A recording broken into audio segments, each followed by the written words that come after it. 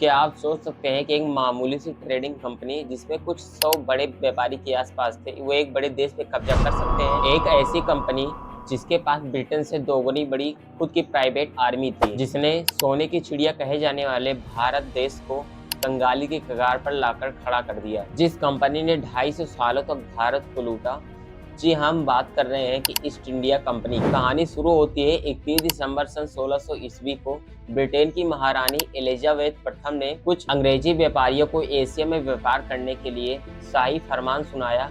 उस कंपनी का नाम था ईस्ट इंडिया कंपनी। शुरुआत में केवल इनका मकसद एक ही था, मसाला, रेशम और चाय का व्यापार करना। सन 1612 ईस्वी में इनका पहला जहाजी बेड़ा भारत के सूरत तट पर आ पहुंचा। उस समय भारत में मुगलों का राज था। ब्रिटिश कैप्टन विलियम हॉकिंस और सर थॉमस रो ने मुगल बादशाह जहांगीर के दरबार में जाकर हाजिरी लगाई। उनकी बस केवल एक ही डिमांड थी, भारत में अपनी कंपनी को ओपन करना और केवल व्यापार करना। ये सब सोचकर जहांगीर ने सिर्फ उन्हें व्यापार करने की अनुमति दे दी, या सोचे बिना कि यह अनुमति भारत के इतिहास को हमेशा के लिए बदल के रख देगी। अनुमति पाकर अगले 100 सालों तक कंपनी डटकर भारत में व्यापार करती रही और 100 साल पूरे होते ही 18वीं सदी में जैसे ही मुगल साम्राज्य कमजोर हुआ, कंपनी ने अपना असली रंग दिखाना शुरू कर दिया। उन्होंने व्यापार की आड़ में अपनी खुद की प्राइवेट आर्मी तैयार कर ली थी, जिसमें भारतीय सेना को भी एडमिट किया गया था। कंपनी के इतिहास का सबसे बड़ा टर्निंग पॉइंट आया साल 1757 ईस्वी में,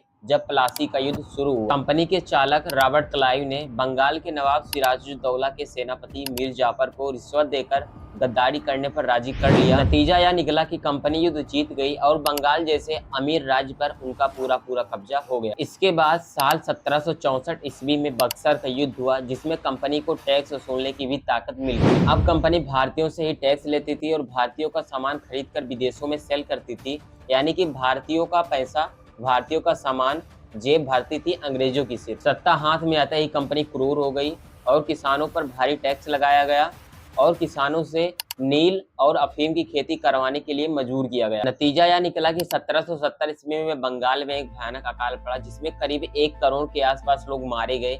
लेकिन कंपनी को क्या था, कंपनी को बस केवल अपना मुनाफा देखना था। कंपनी का यह जुल्म 1857 आते आते बर्दाश्त से बाहर हो गया। नतीजा यह निकला कि 1857 की क्रांति हुई, जिससे भारत का पहला स्वतंत्रता संग्राम माना जाता है। मंगल पांडे, झांसी की रानी, बहादुर शाह जफर जैसे नायकों ने कंपनी के शासन की नींव को हिलाकर रख दिया। हालांकि इस विद्रोह को अंग्रेजों ने दबा दिया, लेकिन लंदन में बैठी ब्रिटिश सरकार समझ गई कि एक कंपनी के भरोसे पूरे देश को छोड़ना अच्छा नहीं है।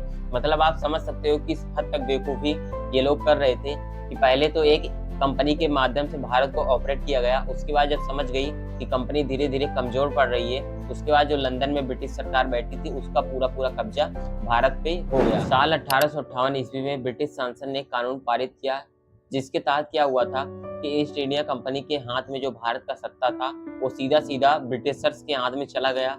अब इंडिया को केवल ब्रिटिश शासक ही ऑपरेट कर रहे थे। आखिरकार 1 जून 1874 ईस्वी को इतनी बड़ी कंपनी को आधिकारिक रूप से बंद कर दिया गया।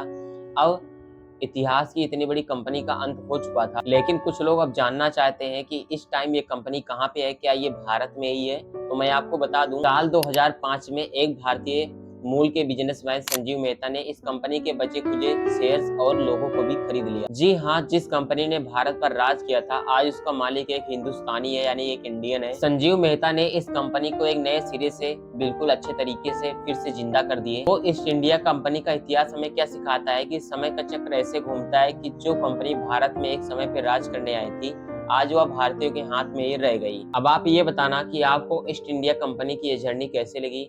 अपने विचारों को कमेंट बॉक्स में जरूर बताना। वीडियो पसंद आई है तो वीडियो को प्लीज लाइक कर लेना। चैनल पर पहली बार है, चैनल को सब्सक्राइब कर लेना। मित्रों के पास भी शेयर कर देना। मिलते हैं दोस्तों नेक्स्ट वीडियो में किसी और नेक्स्ट इंटरेस्टिंग अपडेट के साथ। तब तक के जय हिंद, वंदे मातरम।